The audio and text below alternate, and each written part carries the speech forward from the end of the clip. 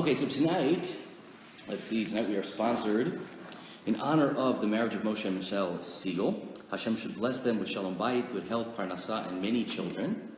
And for the refuah shlema of Menachem Mendel ben Sarbatya and Devorah Fega bat Rezel. And if there is anything that we missed, they should also be honored and memorialized and whatever. So today, we got a big topic today. Today's topic is Balaam, BDS, and the BBC. Now, I want to just give people a little bit of an understanding of like the three acronyms, or the two acronyms in one name. Balaam is a guy that we're going to discuss at length. BDS is an acronym for Boycott, Divest, Sanction. And this is a grassroots movement, which is an international movement against the state of Israel. And we'll discuss that further. And BBC is the British Broadcasting Corporation, so we're going to talk about that too. So again, with no further ado, Balaam, BDS, and the BBC. Okay, so first let's go through the story a little bit about Balaam. Who's this Balaam guy? Well, last week, the Jews were in the desert, and they've been there for 40 years now. We are at the cusp, we're at the very, very tail end of the 40 years in the desert, and it's time to go to the land of Israel. It's time to go.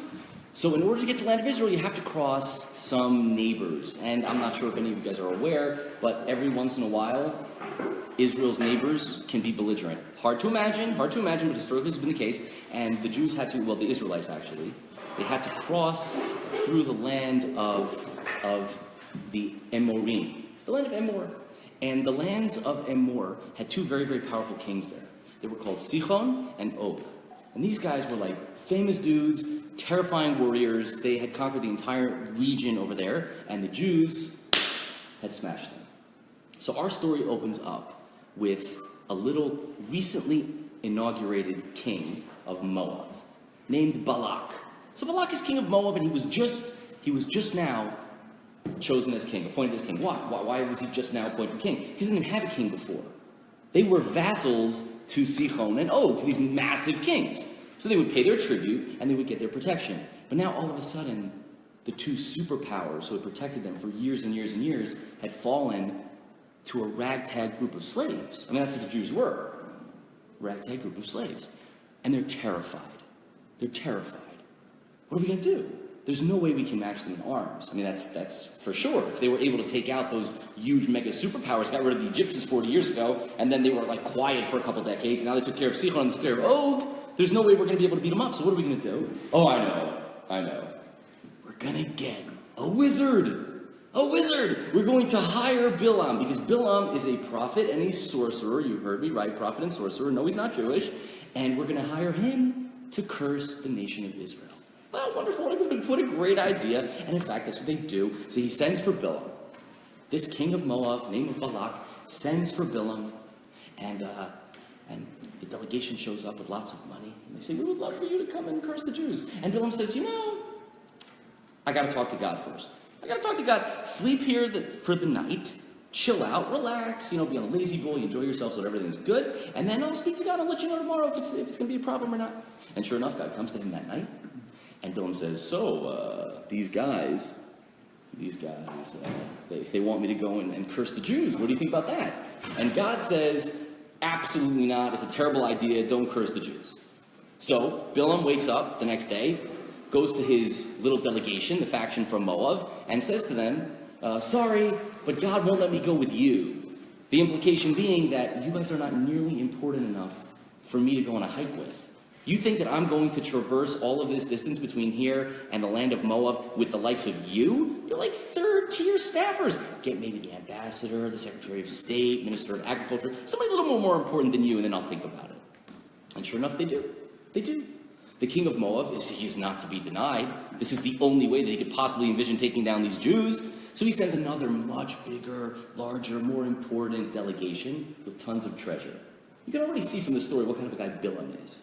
Balaam is about the honor. Balaam is about the money. We've all met that guy. Okay. And he's a prophet. This does not deter anybody, right? We hear a prophet is all about the money, and it's not a strange idea. Anyway, this time, again, he calls God on the God phone, however they communicated, and God says, fine, if you really want to go, you can go. However, here's the rule. You know what the rule is? One rule.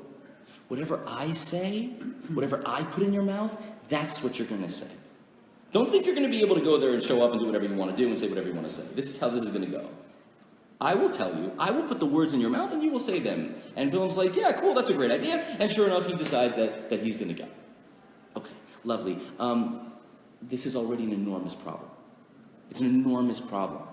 You don't have to be a biblical scholar to have this issue. You're telling me in the very same breath that Balaam is a prophet. Whatever that means. He's a prophet, he speaks to God. In his mind, he is convinced that he is speaking to God. You're telling me that on the one hand, and on the other hand, you're telling me that he thinks that he can fool God. Both of those things you are telling me. Yes, Balaam is a prophet, and he thinks God is an idiot. And this is not an issue to you? How is that not? That doesn't make any sense. It's seemingly an absurdity. We're going to have to reconcile that, and we will. Okay. And Balaam goes along the way to the land of Moab, and in between there's a story about a talking donkey and some angels. We're not going to talk about that. I will leave that for your Shabbat discussion. And he shows up at the land of Moab, and who's there to meet him? The king. And the king's upset. The king is miffed. Why is the king upset? Why is he upset? You couldn't come last week when I sent the first delegation for you? You had to wait for me to send this better delegation? That's the first thing that he comes to say to Balaam when he shows up. Amazing. This guy was there to save his entire nation. And the first thing that the king can think of is, I can't believe you didn't come the first time. It's a little bit weird. It seems to have this strange relationship going on between Balaam and Balak. Very, very odd. And Balaam says, hey man, let's not talk about that. I'm here now. Let's set up shop, shall we? And Balak, the king, takes him up onto this beautiful ridge, which overlooks the camp of the Jews, of the Israelites. And Balaam rolls up his sleeves and says, okay, get 7 altars lined up. And they build 7 altars. Altars are like these big barbecue grills, right? But, very ornate. I would imagine they're ornate, they're for a king, right? So they're probably ornate stone altars. 7 of them. Build 7 of them. And everyone's there. Everyone's there. Right? The whole cabinet is there. The press is there. This is like when Kim Jong-un was going to try a missile. Everybody shows up. Everybody shows up. And he does the 7 altars. And then he starts sacrificing animals, because what would a good magician do without some sacrifices? It's very, very pagan. You can smell the sizzle. They're slaughtering animals and they're throwing blood at the wall and doing all sorts of strange rites. Very, very pagan, very, very pagan. They had a whole big ceremony. Tangentially, we do the same thing, right? We Jews, we Americans. You ever been to the Super Bowl? Not just the Super Bowl, a regular NFL game. You have F-16s, you have fighter jets, $100 million fighter jets flying over your football stadium, because somehow that's related to the sport that we're about to play. And when we have Olympic ceremonies, it's not like we're not about ceremonies. So when we look at their ceremonies and we think, oh, they're very weird, we should probably at least be honest that if a Martian was looking at our ceremonies, they'd be like, why don't they take a piece of cloth and fold it until it's a triangle and hand it to someone? I mean, we also do weird things, but okay, it's not for now. So they do all these major, major ceremonies. And then up stands Balaam, and here's what he says. Here's what he says. I wrote this down for you. How can I damn when God has not damned? How can I doom when the Lord has not doomed? As I see them from the mountaintops, gaze on them from the heights, there is a people that dwells apart, not reckoned among the nations. Who can count the dust of Jacob, number the dust cloud of Israel? May I die the death of the upright, may my fate be like theirs. That's the first thing he says. Now the king hears this, and the king's like, no, man, that is not what you were supposed to say. That is totally not what... Can you imagine? Again, this guy's a new king. He's the new Grand Wizard of the KKK. And he invites his friend to the Klan rally, and the guy's reciting MLK quotes. He's talking about God. It looks terrible. It looks terrible, and the king is very embarrassed. He's mortified in front of the nobles that are all sitting there waiting for, big boy Balaam to pull a Voldemort. And it didn't work. Didn't work. So Balak says, no, this isn't working. Let's try again. Let's try again. Over there. I'm going to take you to another place. And you look at them from there, and you'll curse them there. Again, let's rewind that one more time. He got up, tried to curse the Jews, and it didn't work. So he says, what are you doing? What's Balaam's retort? I told you, man, I can only do what God says.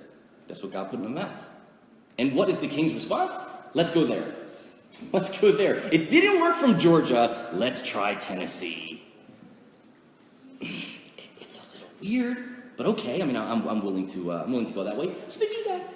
They do that. By the way, were they able to set up within 10 minutes?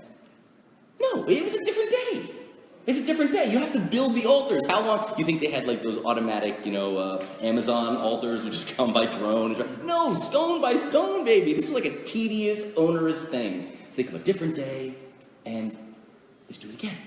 And again, Balaam gets up, and I'm going to read for you some of the things that he says. He says, God who freed them from Egypt is for them like the horns of the wild ox.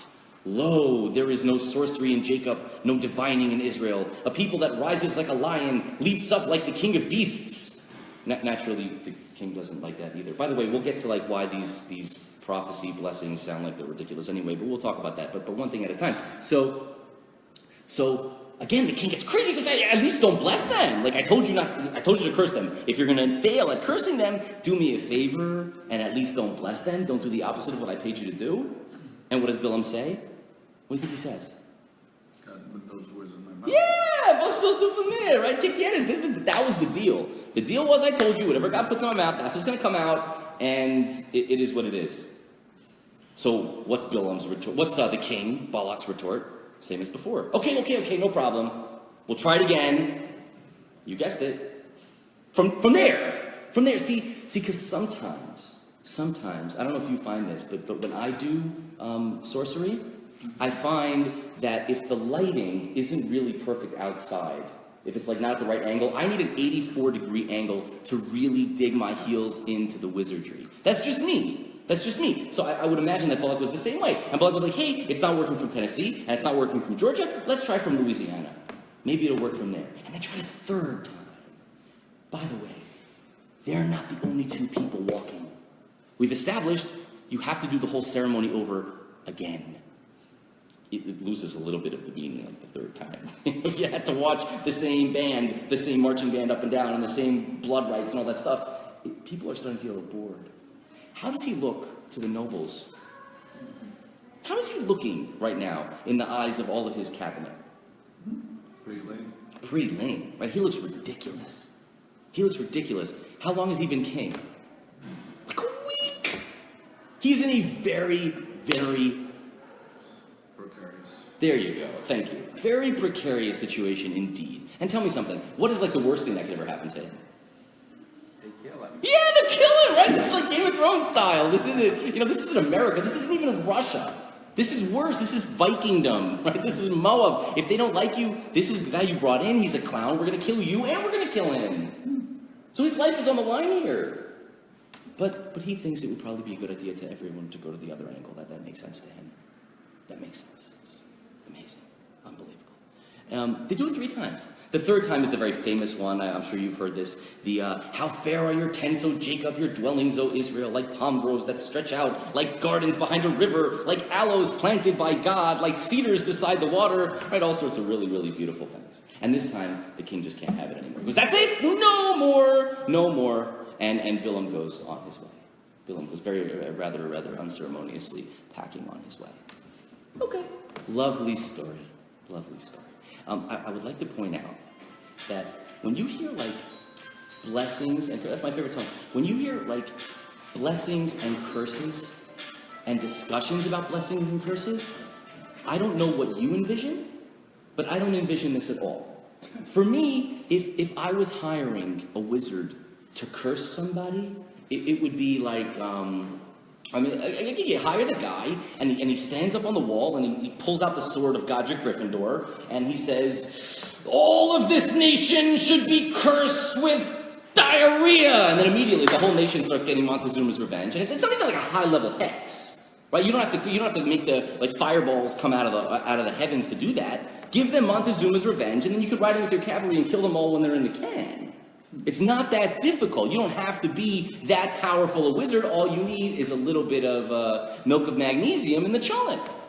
That's all that we need from you. Like, that would be what a curse, you would expect that to be what a curse would be. And then the parallel to that, from the blessing standpoint, would probably be something. Again, this is just how tell me if you think I'm crazy. The blessing would be the same thing, a sword of Gryffindor, and say like, you should all be healthy and wealthy and strong and beautiful. You know, like that's what it sounds like. That's a blessing.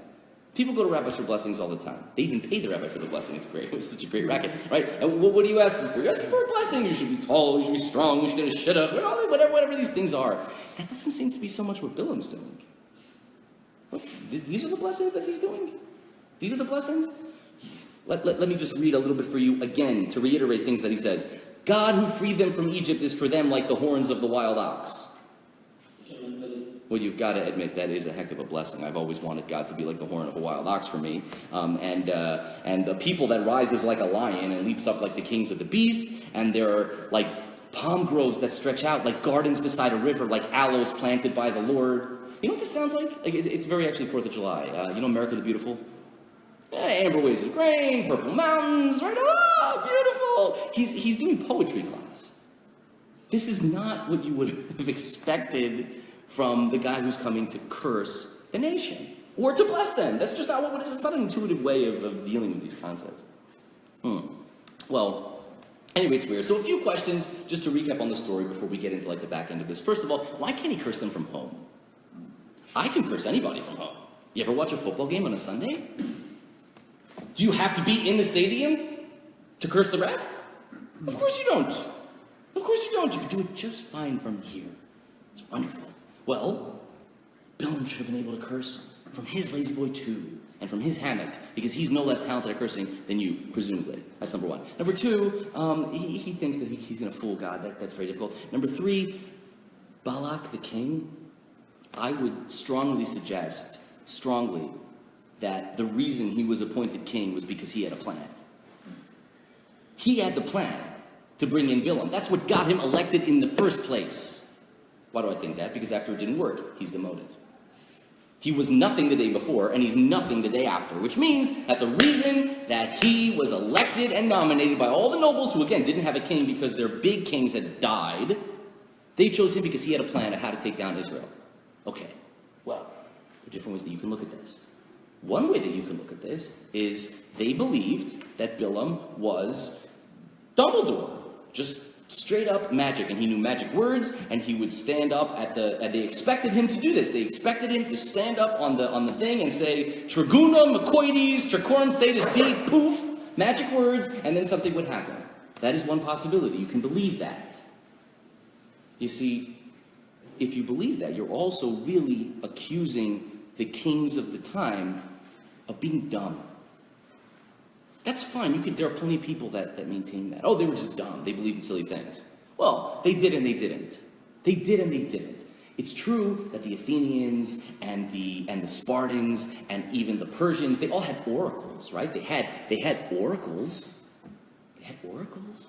But does that mean that they didn't like stock up on their war chests and make sure that they also had the best troop development? And they wouldn't go into something that they thought they were going to lose because some guy, or a shaman with a bone in his nose. It's foolish to think that.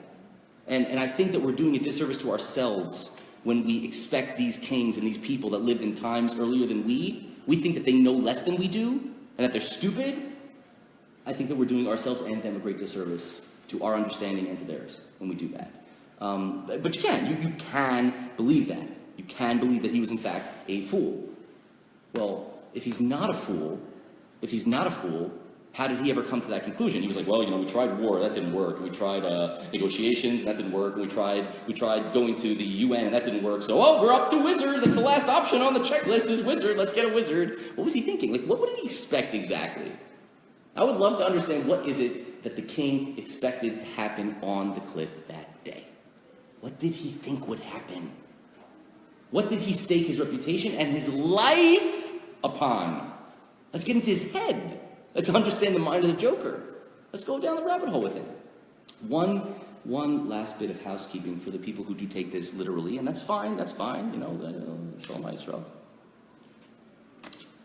If you believe that Balaam knew magic words, so essentially what this story is about a very powerful magician and a more powerful magic being called God. So Balaam has very powerful magic. His magic is like a 7, but God's magic is a 12, and God smushed Balaam's magic. And that's what this story is about. The story is highlighting to you how God is so powerful because he has more magic than Balaam does. Now, that's a terrible way of understanding this, I believe, because just in last week's portion alone, we hear almost by the by, in a very roundabout way, that God had done a tremendous miracle. What had happened? The Jews are traveling through the desert, and there were some enemies that decided to take something out of the book of Andrew Jackson. They had these cliffs. On either side of the road, there were these cliffs. One had protrusions going out, one had caves going in. And all of these enemies of the Jews hid up in the caves, and they were waiting for the Jews to pass by, unbeknownst to them, and they would just open fire from both sides like they did in New Orleans in about 1812. P.S. What happens? There's an earthquake. There's an earthquake. And these mountains met in the middle. And all of those people who were hiding in those caves to open fire on them got crushed. Well, how did the Jews know? Because the stragglers behind the camp saw a river of blood, and they investigated. And they found all these bodies there. Like, oh my gosh. Now that miracle, an earthquake, 2 mountains coming together, crushing all those people, that's a massive miracle. Would you say that that's at least as high, if not way higher, on the scale of salvations of the Lord, as, not letting the wizard curse us? Would that rate at least as high? You know how much billing that gets in the Torah? 1 sentence. It gets 1 sentence, and it's a roundabout way of referencing it. It alludes to it. So how could you tell me that this thing is really about a magic man and God saving you, and it gives you just sentences and sentences and paragraphs and paragraphs and paragraphs of this story that really don't matter? And by the way, did the Jews know this was happening at the time? How would they know? How would they know? They're busy going about their day in the camp. This is happening outside of their camp. They have no idea that there are these people looking at them through binoculars with magic wands. They don't even know this is going on. So it's a weird thing. So let's get back to why it is that the king thought that Balaam would win. And again, it's clear that he did. Let's assume for a moment that no one in our story is an idiot. Let's assume that no one in our story is an idiot. They're very intelligent people. So why would the king think that Balaam can do this? Because he's done it. He's seen him do it. There's, in fact, a story where he did it. When was the last time, before the Jews went into the desert, when's the last time that there was a nation that had their boot on the Jews' neck? Not a trick question. Amalek attacked them. But who crushed them and made them subservient? That's later. Where did they come from? Egypt! Right? They came from Egypt. In Egypt, they were slaves. So the Egyptians had their boots on the necks of the Jews in Egypt for many, many years. What's interesting, how did the Jews get down to Egypt in the first place? They got down to Egypt because they had a guy named Joseph, and Joseph was incredibly high up, right? He's the viceroy. He's the viceroy of Egypt, and the Jews come down, and they have mega wealth, and they live there, and the Torah tells us at the end of the book of Genesis that they were really powerful and multitudinous in Egypt. How did they become slaves? That's so weird. So if you read the opening of the book of Exodus, Pharaoh says, let's get smart. Hava nitchak malo. Let's get smart. So the Talmud tells us, how did he get smart? He asked for advice. You know who he asked? Balaam. He asked Balaam. So the rabbis draw a parallel between what Egypt was able to do to the Jews to what Moab was trying to do to the Jews. And in both cases, the way that you do it, the strategy is Balaam. Well, how did Balaam do it the first time? Right? How do you get this nation that's all the way up top, all the way to the bottom? Does that sound like you can do that? Does that sound reasonable to you? Would you believe me? Would you believe me if I told you that it happened, that the most important people in the world, from the Iron Throne straight to Auschwitz? Would you believe me? Well, I don't know. I mean, it depends whether or not you've learned Jewish European history, right? If you've learned European Jewish history or Jewish European history, I don't know which one that would the proper syntax, but if you've learned that, then you've seen dozens of times where, like this, they've gone from the top, political level, military level, scientific level, philosophical level, economic level, to slaves or the torture chambers or the gas chambers or expulsion or worse in an instant. Strangely enough, it happens the same way every time. The same way every time, and there's small differences, but the differences aren't really, they're not differentiations. They don't actually differentiate. See, sometimes it's about religious issues, sometimes political issues, sometimes economic issues, sometimes the issue of expediency, just like you need a scapegoat and they're handy and they're there, and you get into a crusade or out of a crusade. But see, how does it happen every time? One word. Narrative. Narrative. It's always the narrative. Riddle me this. How does Hitler get cosmopolitan, educated, successful Western Europeans to strangle babies? That's a tall order. That's a tall order. We poo-poo it. We think that it's, oh, well, they were just all, horrible people. That's ridiculous. You're lying to yourself if you think that. How does Hitler get normal people to strangle babies? Normal people don't strangle babies. They can't. They don't want to. How do you get them to do it? Narrative.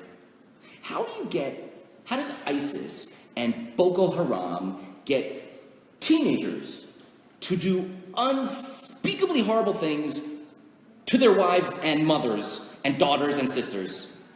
How do you do that? It's the same thing every time. Narrative. It's always there. Battles are won and lost on the narrative. On the narrative. On the back end. So if you were to, just for example, if you wanted to take America down today, would you use missiles? I think that would be very foolish. You're not going to beat them at a war, right? I mean, this is like, and by the way, what will happen if you shoot missiles at America? You're going to unite the entire country and they're going to come for you. They're going to come for you. So that's not how you do it. How do you destroy America? Well, this is a great tangent because, again, 4th of July, very, very easily. How about you use the nation's laws to undermine itself? What if you do that? What would that look like? What would that look like? Do you mean to tell me that you could take all of the ideas and principles that were espoused by the founding fathers and use those ideas as an excuse to tear down statues of the founding fathers? Would you believe me if I told you that? Would you believe me if I told you that? Would you believe me if the laws and the principles that were enacted by the people who founded the nation were being used to protect those who destroyed the nation and to destroy those who would protect the nation? Would you believe me if I told you that? If you don't believe me that I told you that, then please puff, puff, pass. I want what you're smoking. Because you're out to lunch. You're totally out to lunch if you don't see that. It's happening right now. Right? Do you think that a person can utilize, not a person, but a movement, can utilize freedom of the press, freedom of assembly, freedom of religion, and freedom to bear arms to destroy a nation? Of course you could. Of course you could, right? It's absurd to think otherwise. Yeah, it's all that, right? That's what it is. It's the spin machine. So if you look, it's funny, because if you look at the country right now, you have states fighting with each other. States. First of all, every day you're going to read in HuffPo and Drudge, no matter which one you read them both. You're going to see one day Texas wants to secede, the other day California wants to secede, right? This one wants out, that one wants out. You're talking about secession. The last time we talked about it wasn't that funny. It wasn't funny last time. 150 years ago, they took it very seriously. Why do they want to secede? It's unbelievable. They're putting in travel bans on other states, state-to-state travel restrictions in the same nation. But get the best part is why? Why? Well, because of, cake baking and immigration and bathroom usage. That's why. That's why. It's amazing. It's amazing. The states are fighting and the nation is tearing itself up over what? Now, that doesn't mean that these issues are not important to discuss. Sure, let's discuss. That doesn't mean that there can't be two sides that are reasonable and disagree. But what's happening to the nation? The nation is destroying itself over things that don't actually apply to that many people most of the time. You can go 6 lifetimes in the country, whether you're white or black or gay or straight or Jewish or Gentile, it doesn't matter. You can go through 6 lifetimes and never be touched by any of these issues. And some people are, granted. But over this, you're fighting a civil war? Why? Narrative! Because there's 2 narratives in the country. There's 2. And the one thing that they have in common is the hatred of the other guy. So if you want to take this nation down, simple. Simple. Kill him from the inside with your narrative. Now, so Balaam is a genius at narrative. He's a wizard at narrative. He defines things and then they are. That's what a wizard is, right? right? I mean, you can look at a wizard in one way, like, I am Merlin, boom, and you're a frog. That's one way to understand wizardry in the world of Harry Potter. Or the other word for wizard is he says something and then it is. He says it and then it is. Well, tell me something. Can the United States be successful in a war in Vietnam if the United States citizens think that they're aggressors? Can the United States be successful in a war in Iraq if we're aggressors? Well, are we aggressors or are we liberators? I don't know. Which was it again? You think the battle's decided on the battlefield? How do you get the nation to bleed with you? How do you get them to sacrifice all of their treasure to fight for your cause? Narrative. So who's the better speaker? Who's the better orator, Churchill or Hitler? I don't know. I don't know who was better. I don't speak German. I know that Churchill was really good, and it certainly looks from the videos that Hitler knew what he was doing in terms of that. But they clearly both were successful in convincing massive nations of educated people to follow their narrative. They were able to do that. They succeeded in doing that. So let's now examine for a second. Let's go back and let's try to understand Balaam's blessings and curses. He doesn't come out and say, you should all die of crabs. And he doesn't come out and say, you should all be really tall and strong and rich. He didn't say that. What are his blessings? His blessings are examining the Jews and spinning what he sees. Well, if he's going to spin what he sees, there is a prerequisite. You know what the prerequisite is? You have to be there. You know why you can't curse him from the bedroom? What, you want me to create a narrative about a nation that I'm not looking at? Well, you know I need to look at what they're doing so I can tell you why it's bad, right? You get that, don't you? And all of a sudden that makes a lot of sense. So you could show up and look at them from this angle and say, sorry buddy, I got nothing. Let's try over there. Because, so what did Balak essentially do? What did the king do? He hired a media consultant. That's what he did. He hired the BBC. When you can't beat them in war, beat them in the war of public opinion. Kill them there. Make them doubt themselves. Make them fight with each other. Tear them apart from the inside and the outside. It's genius, actually. It's funny. You can have it, by the way, not only on pejorative things, but even on very, very praiseworthy things. For example, if you have in the media an article talking about how Jews are very, very successful in business, is that a praise or a slur?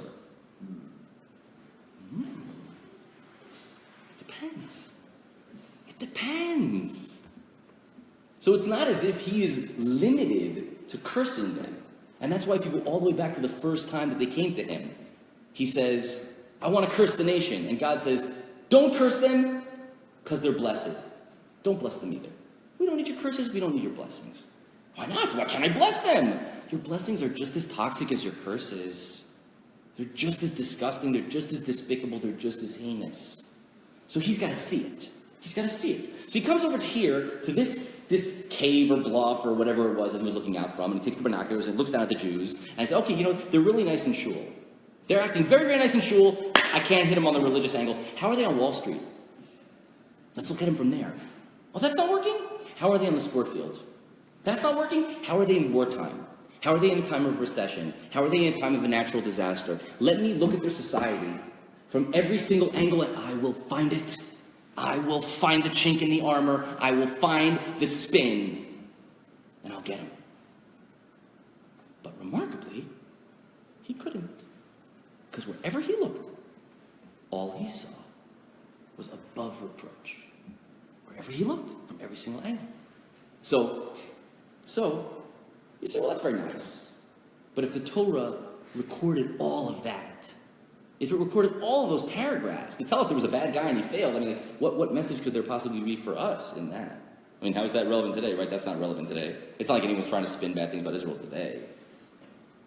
Well, if you were hypothetically an awful person and you wanted to destroy a nation, how would you do it? Short of war, short of torpedoes and ICBMs, how would you do it? Well, I mean, you would want to influence elections and politics and defense contracts, and where's the epicenter of everything? United Nations. That's where you'd go. That's where I would go if I was trying to do it. I mean, maybe you're smarter than I am, and you'll have a better way to do it. But I would certainly put that on my list of top 3 of where I'm going to attack any nation on the planet, doesn't matter which. If I'm coming at you, I'm coming at you from there. If I'm Khrushchev with my shoe, if I'm Arafat with my scarf, I'm coming at you in the United Nations. Okay, let's discuss for one moment the United Nations, because Jews are always crying anti-Semitism about the United Nations. It's like, it's sick already. Enough. Come on, how often can I hear you say it? Yeah, okay, everybody hates you. It gets old. It gets old, the victim shtick. Right? You get all these billionaires and you're playing the victim. It's tough to have Mark Zuckerberg on the one hand and then tell me that you're a victim on the other hand. Okay, so I am not going to posit to you that Israel's perfect. In fact, I'm not even going to posit to you that Israel is good. Let's pretend for a moment. Let's all agree that Israel's terrible. Terrible. Everything about them is absolutely terrible, and we should hate them. And the UN should absolutely hate them. Let's take that as our default position. Great. No problem. All I want to explicitly understand is that they, in fact, do hate them. And I think that is obvious. So I'm not here to discuss whether it's proper or improper. Is it right or is it wrong? I don't care. I don't care. I just want to be honest. Let's talk about the thing that we can all agree upon. If it looks like a rat, and it smells like a rat, and it tastes like a rat, it's a rat. So, as an objective person who has never heard the term United Nations or Israel or Palestine or anything, right? You're straight off the boat from New Delhi. And you've never heard of any of these things. And I tell you, it's interesting, there's a United Nations Human Rights Council. What a beautiful thing, isn't that nice? There's a United Nations Council on Human Rights.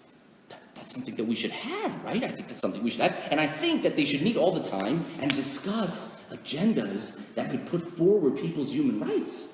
Right? Isn't that a great idea? Isn't that a noble goal? That's something that's very, very beautiful to do.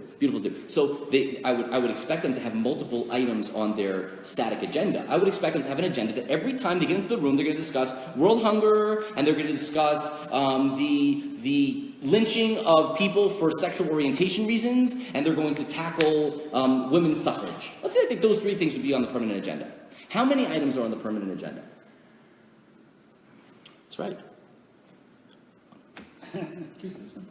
Yes, it does. 1. Isn't that fascinating? Why is there only 1 item on? What is it? Israel's human rights violations. That's the one permanent item. But I know what you're thinking. Because you're a reasonable human being. So you're thinking, yeah, Shlomo, I understand that, but that's anecdotal. So here, let me give you a few other ones. Do you know that according to the United Nations, again, Human Rights Council, there is only one violator. There's only one named violator of women's rights. Can you guess it? It's not Iran. Not Saudi Arabia, no. Not North Korea, that's right. Israel. It's Israel, which is hilarious considering, maybe they don't consider Golda Meir to be a woman. But tell me, which of the following had a female prime minister first? Is it Italy, the United States of America, Great Britain, Russia, or China? It's Israel. Really? The women's rights? Fine. The World Health Organization, the WHO. There's only one violator. This is a true story. There's only one violator of mental, physical, and environmental health. Did you know that?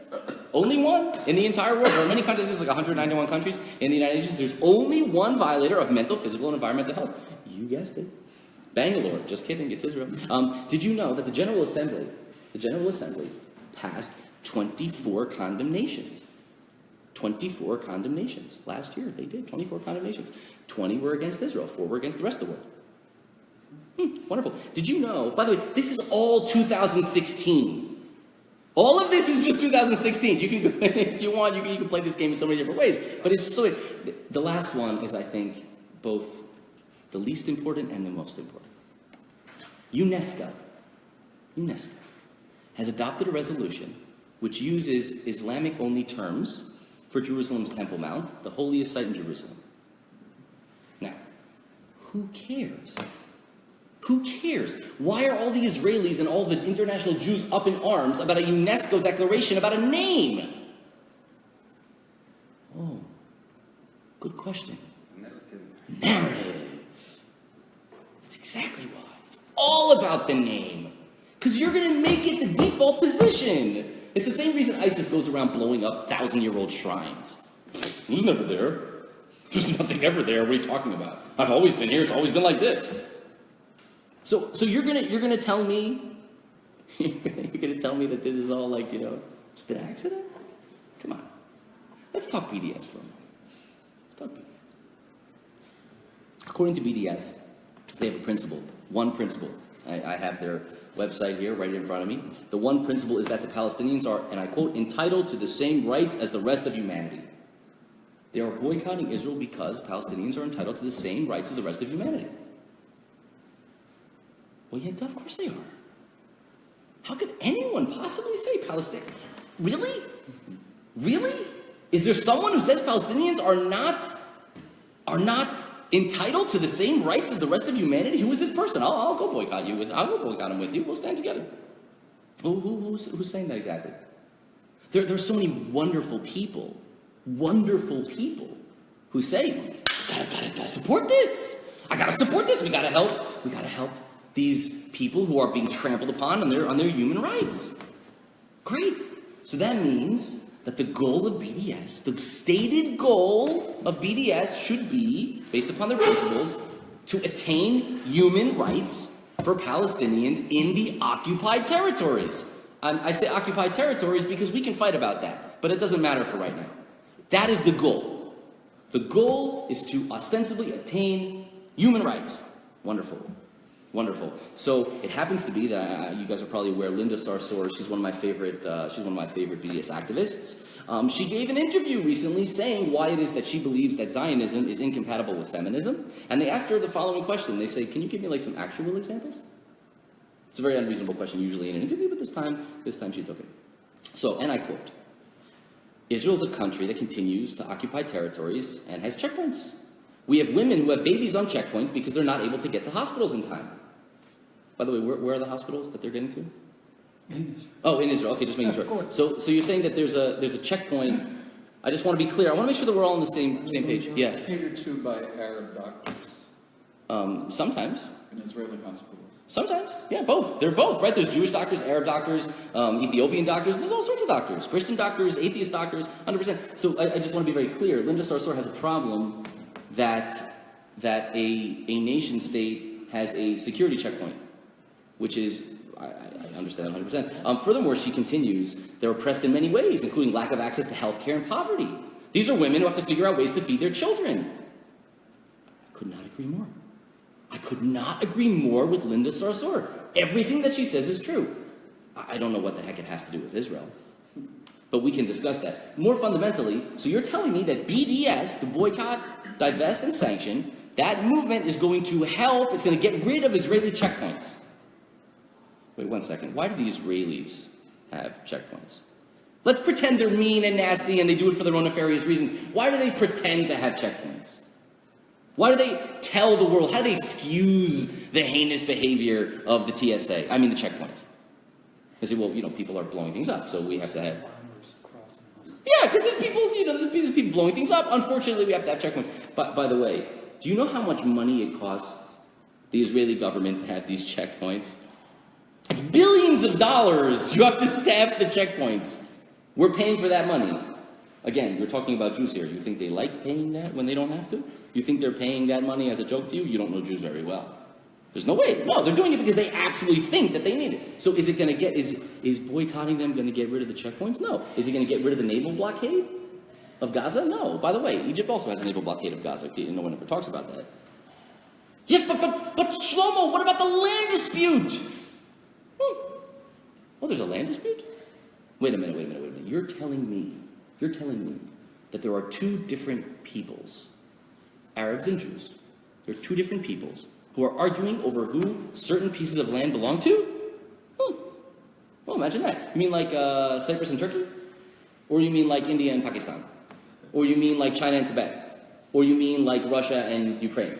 Or you mean like China and the South China Sea against US, Japan, South Korea, Malaysia, Vietnam, and the Philippines? Which one? Which one do you mean? Can't have a land dispute? Can't have a dispute over land? You have land now that we're not disputing, make a country there, and then let's negotiate. Negotiate! What does any of this have to do with human rights? Nothing.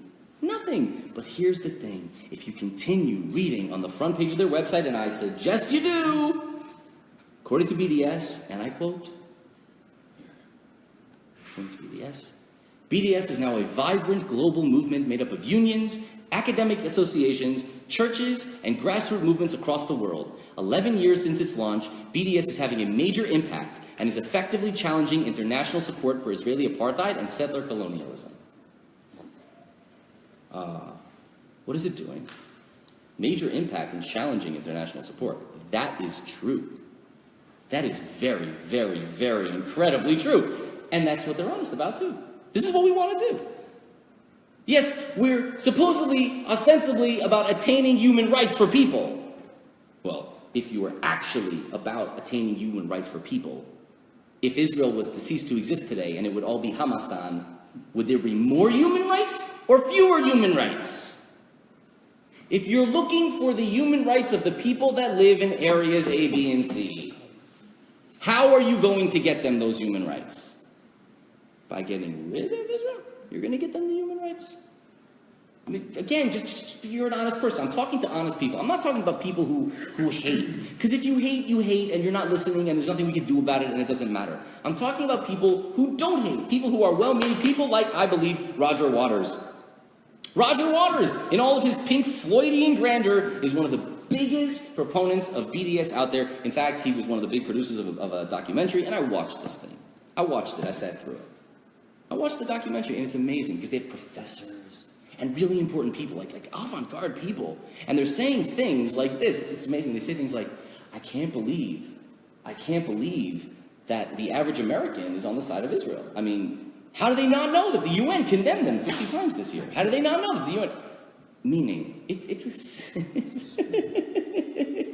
a self-realizing prophecy. You say, the United Nations hates you, therefore you're evil. If they hate you, you're evil. Now, why can't we all agree that you're evil? The United Nations already established that you were evil. But one second, if you're Roger Waters and you're getting your news from where he gets his news, why would you think anything other than that? You wouldn't. I would think that too. We would all think that. So what are we trying to attain? What are we trying to get at? What's the goal?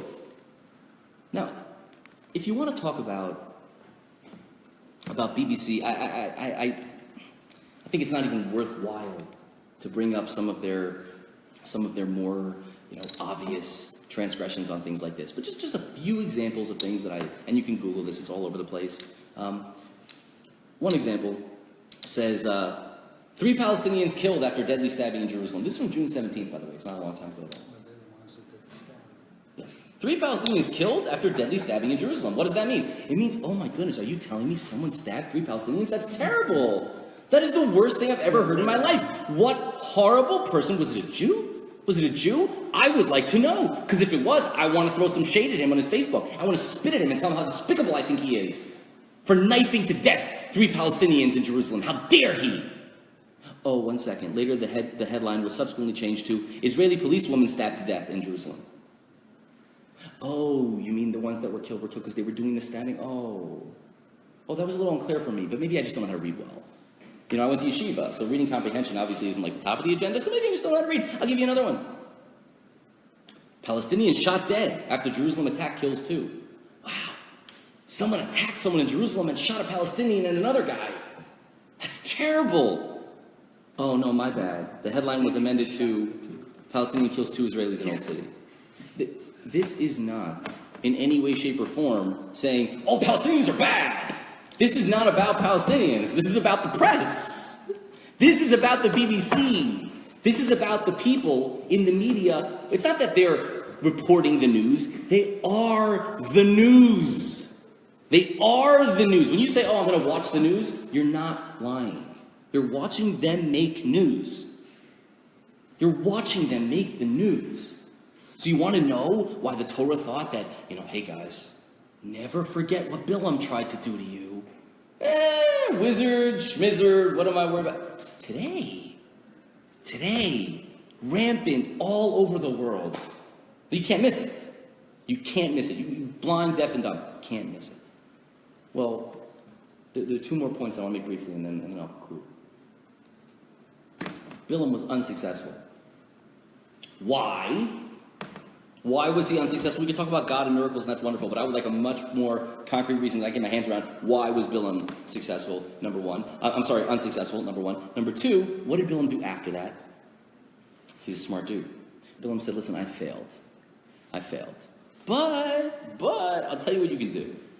Have some Moabite and Midianite girls go out and start making party with the Jew boys. And then, just get out of the way, God will kill them. And Balak is like, seriously, it's that easy? I just have to make a rave? And he did, and it worked. 24,000 dead. So, this is very important. I'm going to say something I'll probably get a little flack for, but that's okay, I can live with it. The reason that I believe that Balaam was unsuccessful is because everywhere he looked, the Jews were above reproach. He couldn't spin it. The greatest spinner in the world, the guy who would have made Goebbels look like a second grader, couldn't spin it. They were above reproach. Well, then what happens when you're not above reproach? What happens when you're not? What happens when we have what's going on in Lakewood? I don't care what the motivations were. I don't care. I don't care if you write me 1,012-page dissertations about whether or not it's permitted to scam the government and you can come out with 14 reasons saying why it is. I don't care. All I'm saying is one very simple point. How does it smell? Like a rotten carcass. That's how it smells. If you're not above reproach, they're gonna put you on the front page. They will. They're gonna put you in the reports in the United Nations. They're gonna. And if you are above reproach, then there's another way for Balaam to get you. Another way for Balaam to get you. He's going to assimilate you. He's going to get you in the other direction. So to conclude,